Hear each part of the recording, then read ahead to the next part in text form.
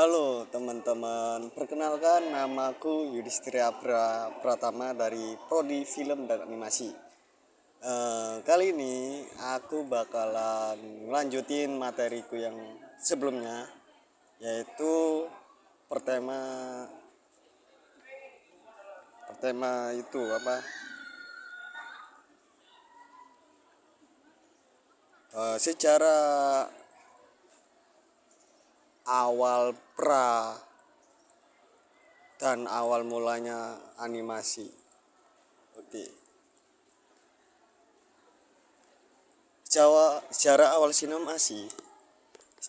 sinemasi atau prasejarah sinema dibangun di atas penemuan-penemuan teknologi yang memungkinkan produksi dan proyeksi film bergerak seperti fotografi, film roll fleksibel, mekanisme intermittent proyektor, dan pencahayaan buatan.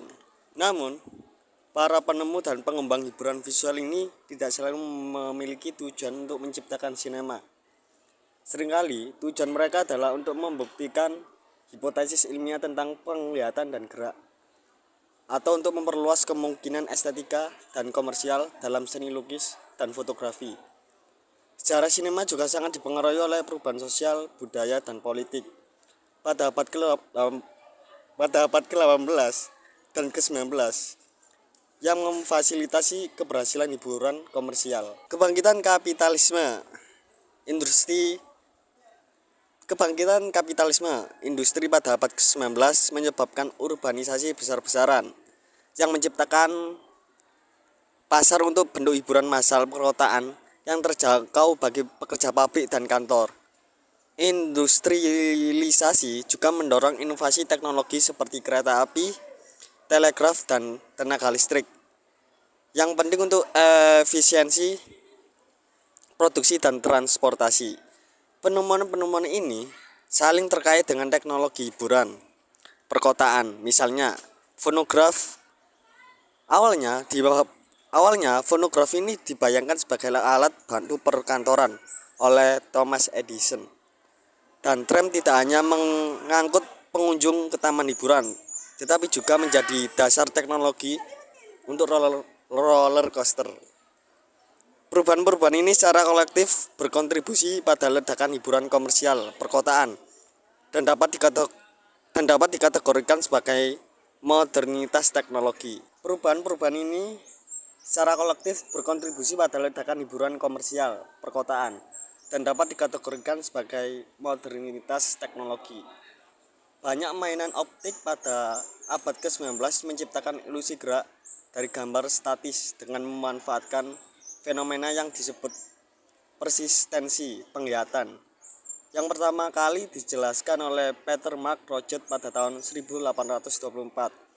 Fenomena ini menjelaskan bahwa mata dan otak mempertahankan kesan visual selama sepersekian detik setelah objek dihapus dari pandangan.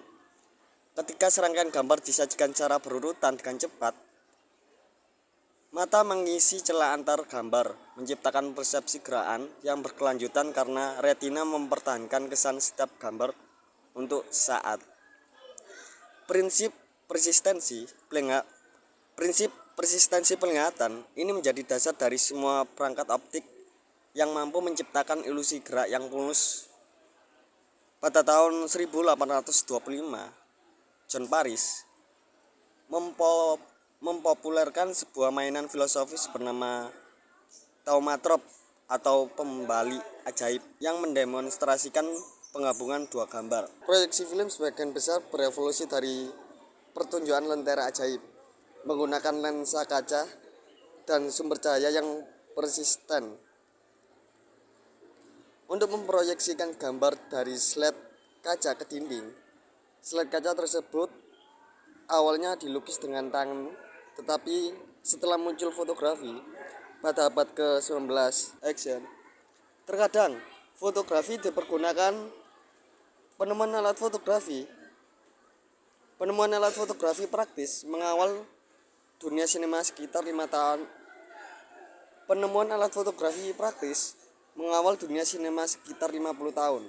Pada tahun 1833, Joseph Plateau memperkenalkan prinsip animasi stroboskopik dengan fantaskopnya, lebih dikenal sebagai phenakistoskop. 6 tahun kemudian, Louis Daguerre memperkenalkan keberhasilan sistem fotografi pertama. Pada awalnya, bahan kimia tidak cukup peka cahaya untuk menangkap subjek bergerak dengan benar. Plato menyarankan metode awal untuk menganimasikan foto stereoskopik pada tahun 1849 dengan teknik gerak anti atau stop motion. Jules Dubois menciptakan perangkat yang disederhanakan pada tahun 1852, tetapi tidak terlalu berhasil. Keberhasilan awal dalam fotografi instan atau snapshot di akhir tahun 1850-an menginspirasi harapan baru untuk mengembangkan sistem fotografi, animasi atau stereo. Pada tahun 1878, Edward Muybridge menggunakan deretan lusin kamera untuk merekam kuda yang sedang berlari, seperti yang disarankan oleh orang lain jauh sebelumnya.